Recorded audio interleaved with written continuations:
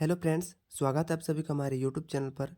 तो आज की इस वीडियो में हम लोग देखने वाले हैं क्लास 9th के मैथ के मॉडल प्रश्न पत्र का सेट नंबर 2 देखने वाले हैं। ठीक है, इससे पीछे वाले वीडियो में आप लोग को सेट नंबर 1 हम आप लोग को कंप्लीट करवाए थे, जिसमें 40 इंपॉर्टेंट क्वेश्चन था। ठीक है, ये आप लोग के एग्जाम में पूछे जा सकने वाले हैं। ठीक है, तो चलिए आज का हम लोग सेट नंबर 2 बिना लेट के शुरू करते हैं। इससे पहले से आप लोग से एक रिक्वेस्ट है कि इस वीडियो को अपने दोस्तों के पास प्लीज़ शेयर जरूर कीजिएगा अपने व्हाट्सएप ग्रुप में। ठीक है, तो पहला क्वेश्चन है कि पाई कैसी संख्या है। आप क्लास 9th के मैथ के चैप्टर नंबर 1 में आप पढ़ेंगे संख्या पद्धति में, तो आप वहाँ डिटेल से पढ़ेंगे उसके डिफिनेशन के बारे में, परिमेय अपरिमेय, वास्तविक संख्या, पूर्ण संख्या, ऋणात्मक संख्या, धनात्मक संख्या, भाज्य संख्या, अभाज्य संख्या। ठीक है, तो उस वीडियो में आप लोग को हम डिटेल से बताए हैं ये सभी संख्याओं के बारे में।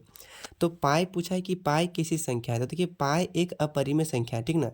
लेकिन जब भी इसका मान पूछा जाता है, इसका मान क्या होता है, 22/7 होता है। और ये जो 22/7 है आपका ये परिमेय संख्या है। तो पाई का मान एक परिमेय संख्या होती है, लेकिन इसका जो पाई जो होती है यह एक अपरिमेय संख्या होती है। ठीक है, तो इसे आप याद रखिएगा। पूर्ण संख्या, जो संख्या 0 से शुरू होती है उसे पूर्ण संख्या बोलते हैं, और जो संख्या 1 से शुरू होती है उसे हम लोग बोलते हैं प्राकृत संख्या बोलते हैं। ठीक है, तो इसे आप याद रखिएगा। अगला क्वेश्चन है कि निम्न में कौन 1 और 2 के बीच में परिमेय संख्या है। 1 और 2 के बीच की परिमेय संख्या है। तो देखिए 1 और 2 के बीच में कौन कौन सा संख्या आ सकता है, वही वाला पूछा है। देखिए 4/5 पहला ऑप्शन दिया है। अगर 4/5 को अगर हम इसको डिवाइड करेंगे ना, तो 0.8 आएगा। ठीक है, 0.8, और 0.8 तो 1 से पीछे होगा। ठीक है, मतलब ये वाला संख्या नहीं होगा। अगला है 5/4, इसको भाग देंगे तो इसका आएगा 1.2 आएगा। 1.2 जो 1 और 2 के बीच में हो जाएगा 1.2, यानी इसका आंसर यही वाला हो जाएगा। अगर 7/8 को भाग देंगे तो आएगा 0 पॉइंट आपका 8×7 = 56, 8×8 = 64, 0.8 आएगा। तो 0.8 ये भी आपके 1 के पीछे होगा, यानी ये वाला संख्या भी नहीं होगा। तो 3/4 भी तो नहीं होगा, ये भी 0 पॉइंट कुछ आएगा। इसका मतलब आपका सही जो आंसर हो जाएगा ऑप्शन नंबर 2 हो जाएगा। अगला क्वेश्चन है कि √5 - √2 × √5 + √2। देखिए यहाँ √5 मिल रहा है, और यहाँ √2 मिल रहा है। मतलब एक फॉर्मूले के रूप में a - b × a + b। ठीक है, और इस फॉर्मूले का आंसर होता है a² - b²। ठीक ना। अब a की जगह है √5, तो यहाँ करेंगे √5 का स्क्वायर, माइनस b की जगह है √2, तो यहाँ करेंगे √2 का स्क्वायर। √5 का स्क्वायर करेंगे तो 5 आएगा।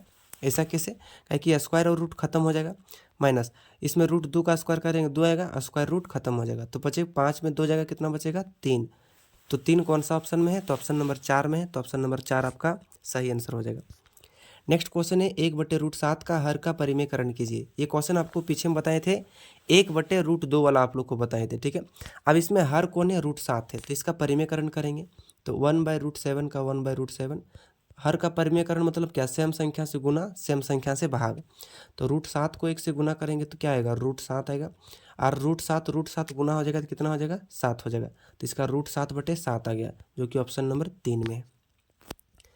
अगला क्वेश्चन है कि कौन बहुपद है। देखिए ऐसा क्वेश्चन आपके एग्जाम में हूबहू छाप सकता है।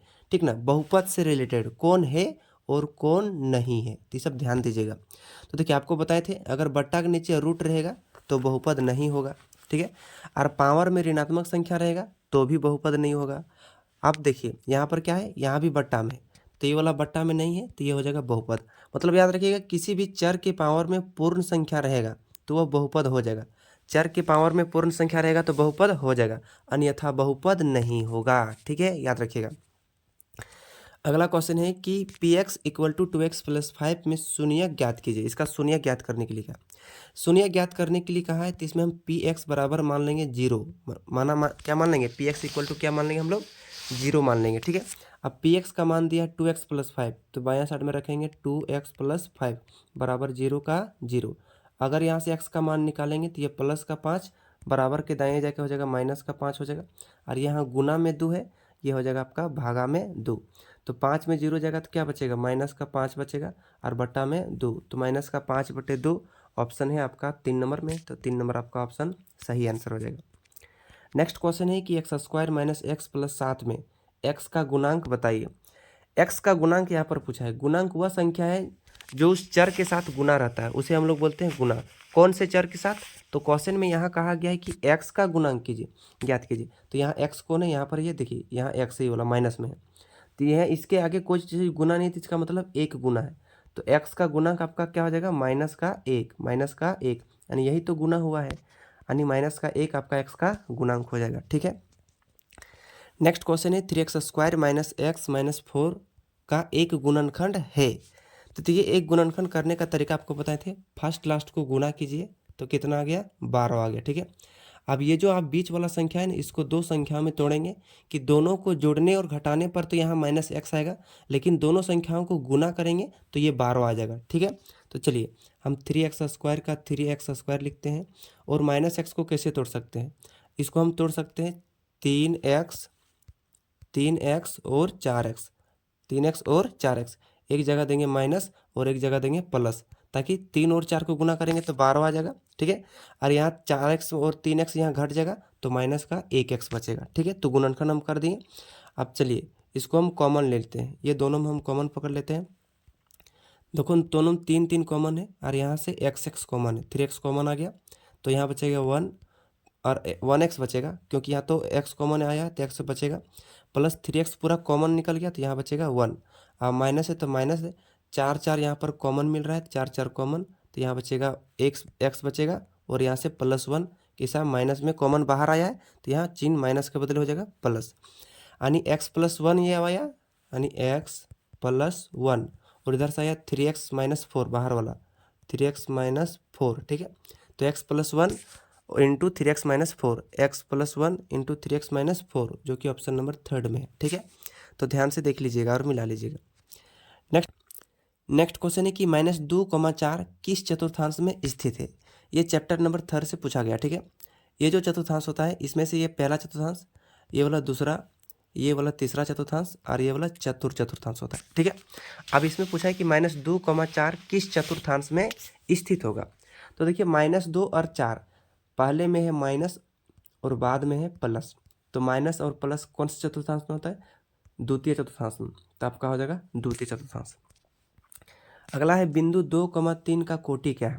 देखिए, एक्स अक्ष को भुज बोलते हैं और वाई अक्ष को कोटि बोलते हैं। तो एक्स अक्ष यहाँ पर 2 है तो ये तो भुज हो जाएगा, आपको पूछा है कोटि तो वाई अक्ष हो जाएगा, यानी 3 आपका कोटि हो जाएगा, ऑप्शन नंबर 2। नेक्स्ट क्वेश्चन है कि समीकरण x बराबर 3y को मानक रूप ax plus by plus c बराबर 0 से तुलना करने पर a b c का मान क्या होगा? देखिए, x के गुणांक को हम लोग a बोलते हैं, y के गुणांक को b बोलते हैं, c अचरपद अकेले होता है। तो यहाँ x बराबर के बाएं साइड में, ठीक है, तो इसको जैसे तैसे रखते हैं। ये प्लस का 3y बराबर के अगर इधर आएगा तो माइनस का 3y, उधर क्या बचेगा? 0। अब इसमें चुनते हैं, x के गुणांक को a बोलते हैं तो a का मान क्या हो जाएगा? 1, और y के गुणांक को b बोलते हैं तो y का मान क्या हो जाएगा? माइनस का 3। ठीक है, यानी b का मान हो जाएगा, तो a का मान हो गया 1, a का मान हो गया आपका 1, और b का मान हो गया आपका माइनस का 3।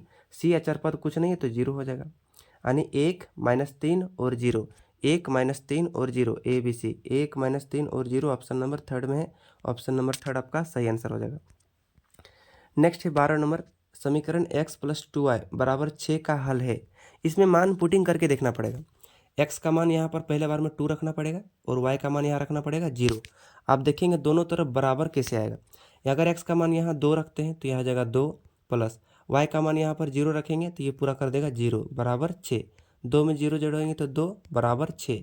ये तो समीकरण का हल नहीं है, क्योंकि दोनों तरफ बराबर नहीं आ रहा है, यानी ये वाला ऑप्शन कट गया। दूसरा ऑप्शन है x बराबर 0, y का मान 2।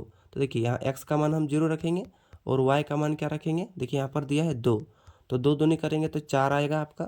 ठीक है, और 4 में 0 जोड़ेंगे तो 4, और इधर कितना है? 6 है। ठीक है, 6 है, तो 4 और 6 बराबर नहीं है, यानी ये वाला समीकरण भी इसका हल नहीं होगा। नेक्स्ट है x + 2y बराबर 6 में इसमें कहा कि x का मान 2 रखो एक बार, और y का मान एक बार 2 रखो। तो x का मान चलिए हम 2 रख देते हैं, प्लस y का मान भी हम 2 रख देते हैं, तो 2 दूनी कितना हो जाएगा? 4, और प्लस यहाँ पर है 2, 4 2 कितना हो जाएगा? 6, और इधर भी है 6, यानी ये वाला समीकरण का हल हो जाएगा। ठीक है, इस तरह से मान पुटिंग करके रखना पड़ेगा। नेक्स्ट है कि यदि 4,7 समीकरण 2x - y बराबर k का एक हल है तो k का मान क्या होगा? देखिए, 4,7 इमेज में जो दिया है ये तो x का मान 4 होगा, और y का मान आपका 7 होगा। तो देखिए x का मान 4 रखेंगे तो 4 दूनी यहाँ पर कितना कर देगा 8, और y का मान क्या रखना पड़ेगा 7, तो y का मान यहाँ रखेंगे 7 बराबर k। 8 में 7 गया तो 1, यानी k का मान निकल गया 1, जो कि ऑप्शन नंबर 1 में। ठीक है, नेक्स्ट है कि दो भिन्न रेखाएं अधिक से अधिक कितने बिंदु पर प्रतिच्छेद करता है। दो अलग अलग रेखा है तो एक ही बिंदु पर प्रतिच्छेद कर सकेगा, ठीक ना, एक ही बिंदु पर, तो इसका सही आंसर क्या आ जाएगा, एक बिंदु हो जाएगा। नेक्स्ट है 35 डिग्री का पूरक कोण क्या होगा। देखिए 35 डिग्री का पूरक कोण, पूरक कोण किसे कहते हैं, जब दो कोणों को जोड़ने पर 90 डिग्री आता है, ठीक है, तो उसे बोलते हैं हम लोग पूरक कोण। दो कोणों को जोड़ने पर 90 डिग्री, तो पहला दिया है 35 डिग्री का, तो इसका पूरक कोण कैसे निकालेंगे, तो दूसरा पूरक कोण हम लोग x मान लेंगे। ठीक है, अब यहाँ +35 है, बराबर को उधर जाके -35, ठीक है। अब 90 में 35 जाएगा तो कितना बचेगा आपका 55 डिग्री बचेगा, कितना बचेगा 55 डिग्री, तो 55 डिग्री हो जाएगा, जो कि आपका ऑप्शन 2 हो जाएगा, ठीक ना, 55 डिग्री। नेक्स्ट क्वेश्चन है यदि एक कोण की माप अपने पूरक कोण से 10 डिग्री कम हो तो कोण की माप क्या होगा। देखिए मतलब यहाँ पर दो को कोण की बात कहा गया, तो मान लेते हैं माना पहला पूरक कोण x होगा तथा दूसरा पूरक कोण y होगा। ठीक है, तो एक कोण की जो माप है अपने पूरक कोण से 10 डिग्री कम है, तो 10 डिग्री कितना है कम है, तो इसको मान लेते हैं इक्वेशन नंबर फर्स्ट। आपको पता है कि जब दोनों पूरक कोण को जोड़ते हैं तो 90 आता है, पूरक कोण 90 डिग्री होता है, तो यहाँ x का मान कितना है y -10, तो यहाँ रखेंगे y -10 प्लस y का y बराबर 90 का 90, एक y जुड़ के हो जाएगा आपका 2y, और इधर प्लस का माइनस का 10 उधर हो जाएगा आपका प्लस का 10 हो जाएगा। ठीक है, आप 90 10 जोड़ेंगे तो आपका कितना हो जाएगा 100, और यहाँ से y का मान निकालेंगे तो ये 2 इधर गुना इधर आके भागा, कितना हो गया 50 डिग्री हो गया, यानी y का मान क्या हो गया 50 डिग्री निकल गया। ठीक है, अब वह पूरक कोण ज्ञात कीजिए, तो पूरक कोण पहला क्या माने थे x, तो देखिए y का मान निकला 50 और 50 में 10 घटेगा कितना बचेगा 40, तो वह पूरक कोण हो जाएगा 40 डिग्री, जो कि ऑप्शन नंबर 2 में है। ठीक है, नेक्स्ट क्वेश्चन देखते हैं। आकृति में ए बी समांतर सी डी समांतर ई एफ और कोण ए बी ओ बराबर 110 है, तो कोण एफ ई ओ बराबर 130 है, तो कोण एक्स का मान ज्ञात कीजिए। यहाँ पर एक्स का मान ज्ञात करने के लिए कहा गया, तो देखिए इसमें एक्स का मान ज्ञात कैसे करेंगे।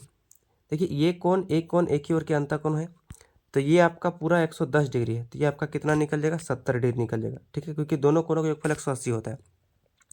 ठीक है, और जब ये 70 डिग्री है और ये टोटल 130 डिग्री है, तो ये वाला टोटल कोण और ये वाला टोटल कोण एकांतर कोण होगा।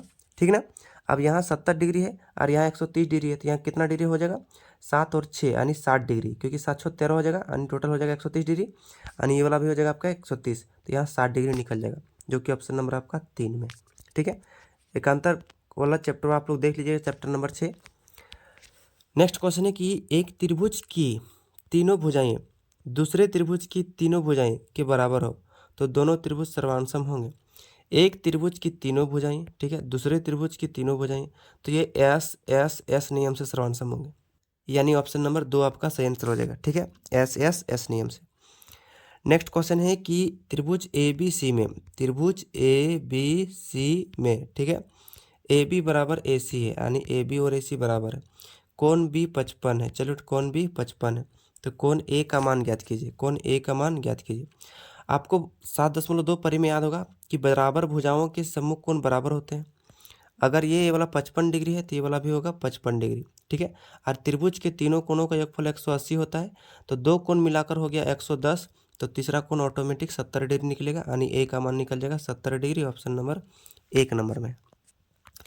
नेक्स्ट क्वेश्चन है कि समकोण त्रिभुज ए बी सी में, इसमें समकोण त्रिभुज का बात कहा गया है, मतलब यहाँ 90 डिग्री में, जिसमें कोण बी बराबर 90 डिग्री है, तो यानी कोण बी है और यहाँ 90 डिग्री, तो यहाँ ए देते हैं, यहाँ पर बी देते हैं, सॉरी सी हो जाएगा, और ए बी बराबर 9 है, ए बी का मान 9 है, बी सी बराबर 40 है, बी सी का मान 40 है। ठीक, तो ए सी का मान ज्ञात कीजिए।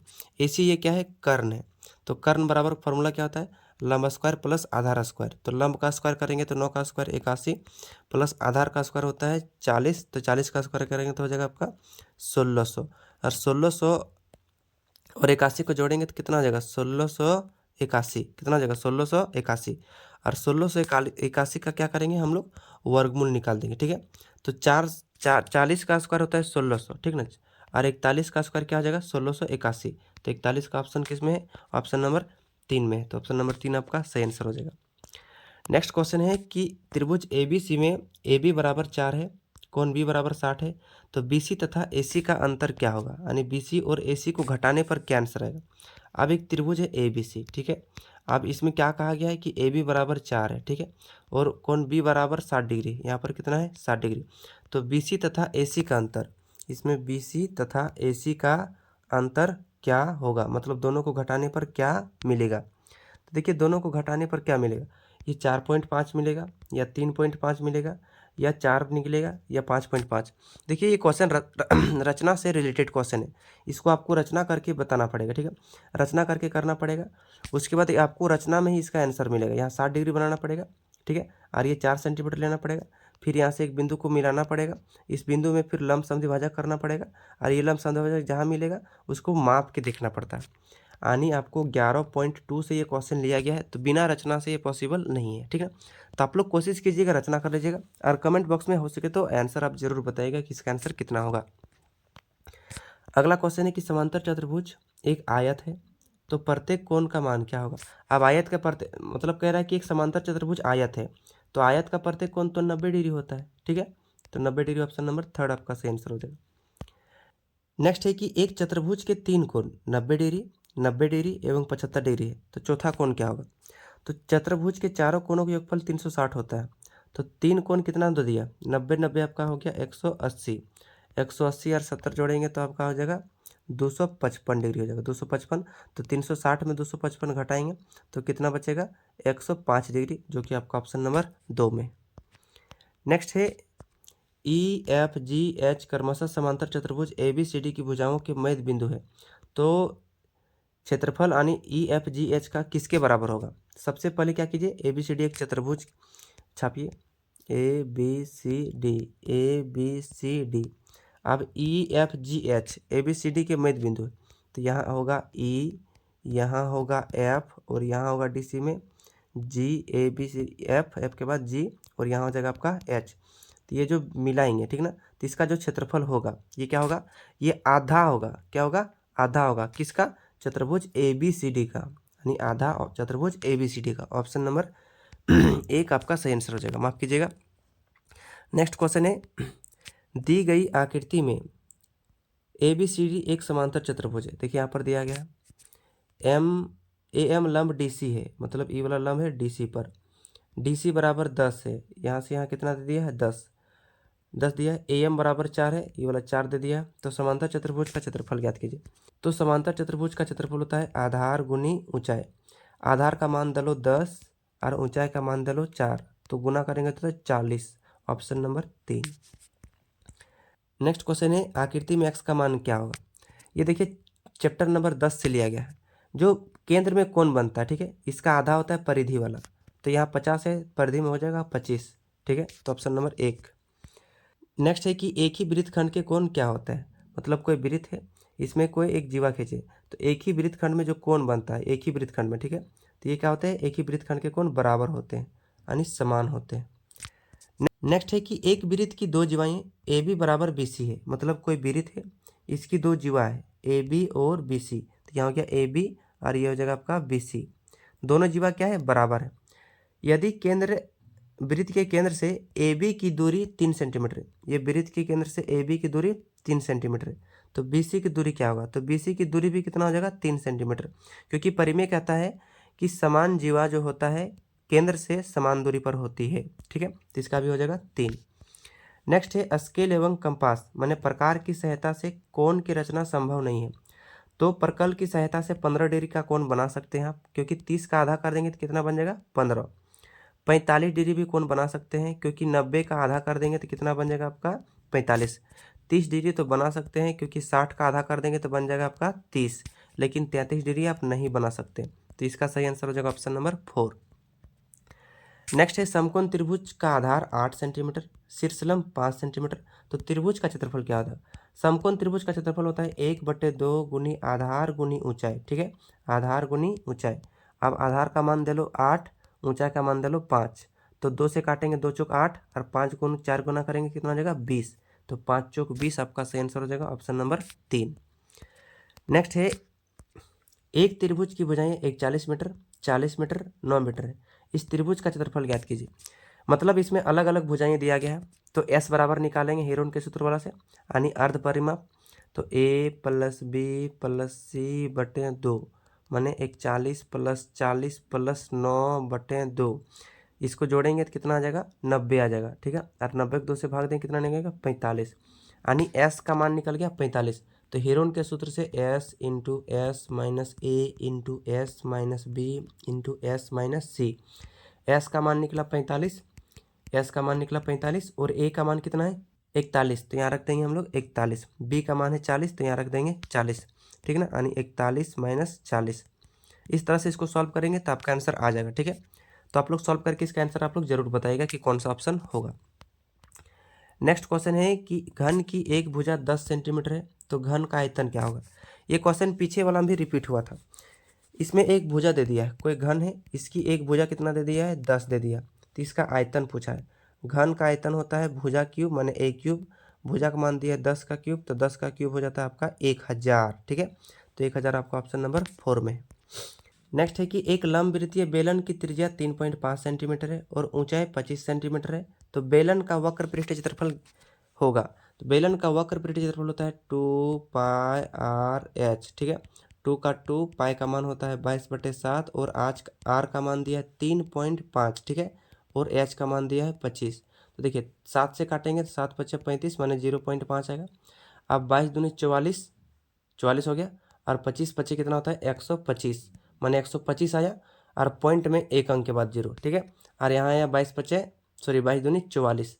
तो देखिए इसको गुना करते हैं, 4 पंजे 20, 4 दूनी 8, 2 10, 4 एकम 4 और 1 5, ये 500 आया, तो यहाँ भी आएगा 500, और 500 500 जोड़ेंगे तो कितना हो जाएगा, यहाँ नीचे है तो हो जाएगा 5500। इसमें यहाँ एक अंक के बाद पॉइंट है, तो यहाँ एक अंक के बाद बैठाएंगे, यानी 550 निकल जाएगा, जो कि ऑप्शन नंबर 4 में है।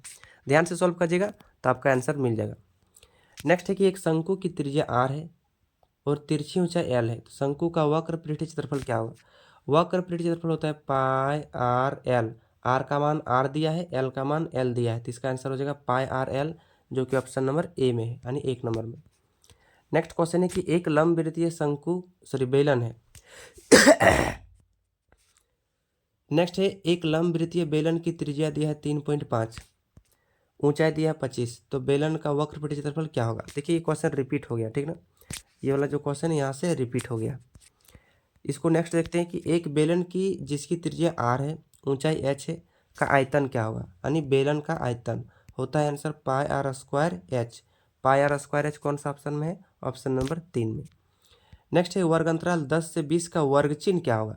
वर्ग चिन्ह का फॉर्मूला होता है उच्च सीमा प्लस निम्न सीमा बटे 2। तो उच्च सीमा 20 और निम्न सीमा 10, दोनों को जोड़ें और 2 से भाग देंगे, तो 10 20 30 हो जाएगा, बटे 2 और काटेंगे तो निकलेगा 15, जो कि ऑप्शन नंबर आपका 4 नंबर में।